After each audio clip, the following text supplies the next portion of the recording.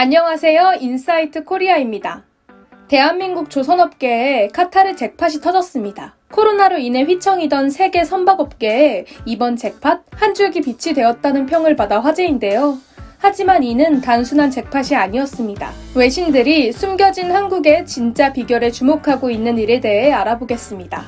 지난 1일 카타르 국영 석유 가스회사 카타르 석유가 한국의 3대 선박 제조사와 역대 최대 규모 무려 23조 6천억 원의 계약을 체결했습니다. 카타르의 액화 천연가스 LNG 성장에 힘을 쏟고 있어 LNG선 수주를 하게 되었다는데요.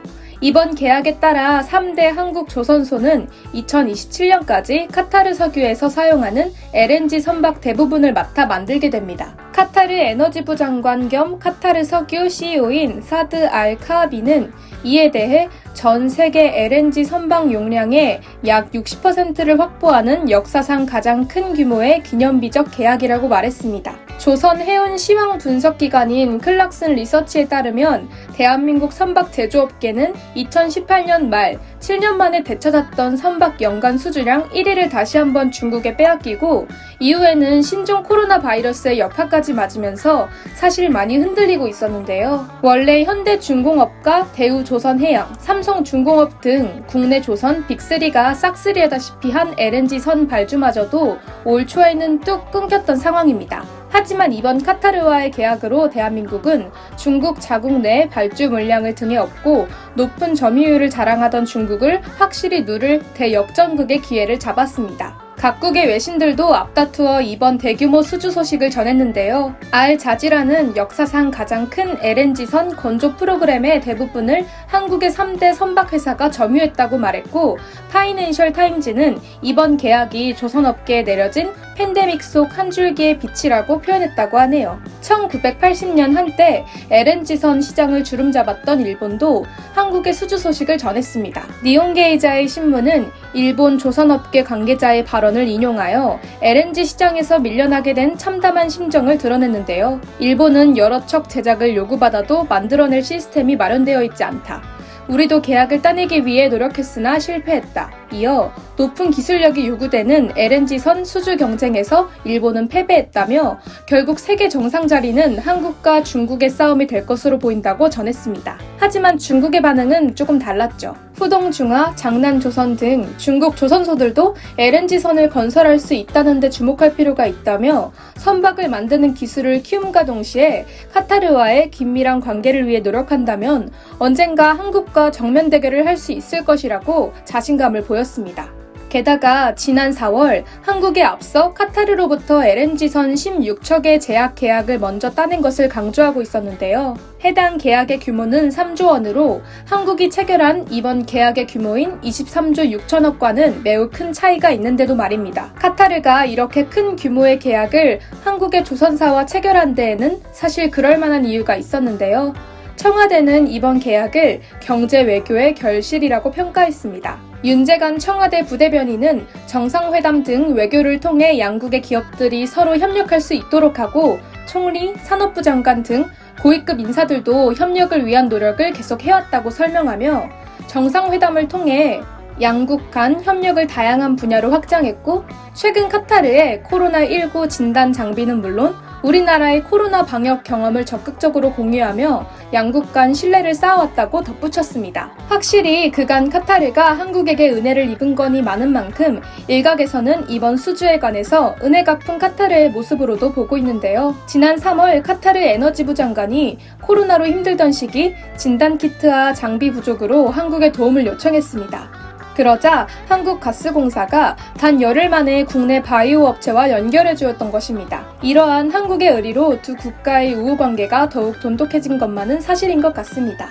그런데 이번 계약이 거론된 건 사실 그보다도 이전인 지난해 1월입니다. 작년 초 카타르의 타밈 국왕과 문 대통령은 청와대 본관 집현실에서 회담을 가졌는데요. 중동의 젊은 차세대 리더인 타밈 국왕은 당시의 방한이 벌써 5번째 방문일 정도로 한국에 친숙한 국가 정상입니다. 이날 문 대통령과 타민 국왕 두 나라의 정상은 이미 항만 협력, 육상 교통 등 7개 분야 경제 협력에 대한 합의를 마쳤던 것이죠. 당시 한국 측은 타민 국왕에게 LNG를 연료로 쓰는 선박 시장에서도 협력을 요청하며 우리는 모두 바다에 둘러싸인 반도국가로서 해운업이 매우 중요하다.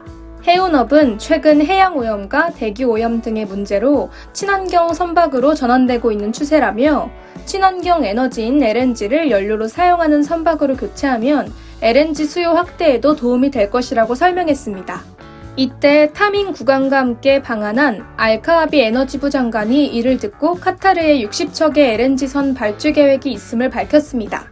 그러면서 알카아비 장관은 최근 유조선 대표단을 한국에 파견해 LNG선 도입을 조사했다.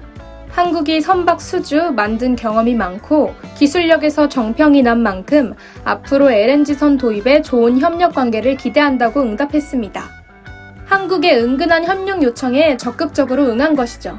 계약 체결 직후 오늘 3개의 한국 기업과 계약을 맺은 것은 우리의 약속을 반영한다는 알카아비 에너지부 장관의 소감을 들어보면 이번 계약이 오랜 기간에 걸친 경제 외교가 결실을 맺은 게 확실하다는 걸 또 한 번 확인할 수 있습니다. 꾸준한 경제 외교, 카타르 국왕과의 우호적 관계, 그리고 코로나 진단 키트 지원까지 한국의 끊임없는 노력이 바탕이 되었지만 이번 계약 체결을 만들어낸 한국의 진짜 비밀은 다른 곳에 있다는데요. 최근 외신에서도 이번 계약 소식을 전하며 조명한 것, 바로 한국 선박업의 탄탄한 기술력입니다.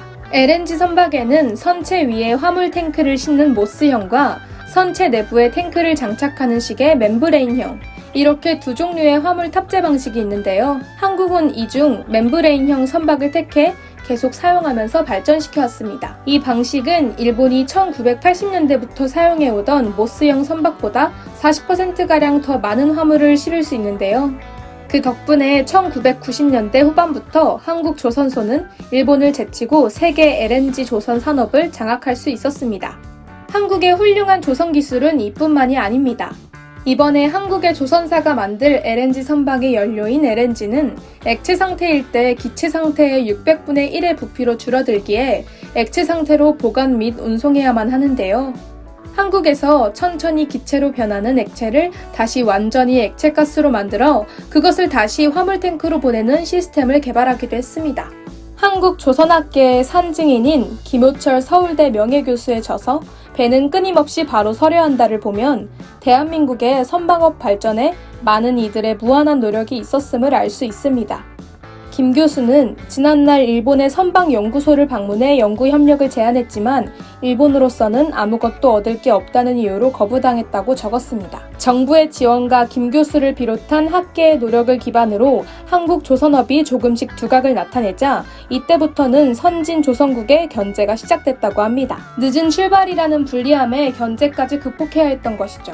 하지만 오늘날 현대중공업과 대우조선해양, 삼성중공업 등 한국 조선사들이 보유한 기술에는 세계 최초라는 수식어가 붙은 것이 많습니다. 한국이 유럽, 일본보다 LNG선 시장에 뒤늦게 뛰어들었음에도 최고로 인정받고 있는 것인데요. 수많은 노력을 통해 얻은 우리의 기술 경쟁력, 카타르 잭팟이라고 불리는 이번 계약이 결코 하루아침에 이뤄진 기적이 아님을 알 수 있지요. 그런데 이번 한국과 카타르와의 기념비적 계약에 기쁨을 감추지 못하는 나라가 있다고 하는데요. 바로 프랑스입니다.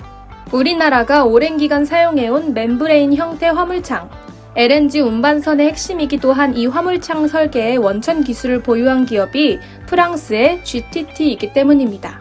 누구든 해당 기술을 사용하는 대신 사용료를 GTT에 내야 합니다. 현재 국내의 모든 LNG선 화물창 또한 프랑스 GTT의 설계로 건조되고 있는데요.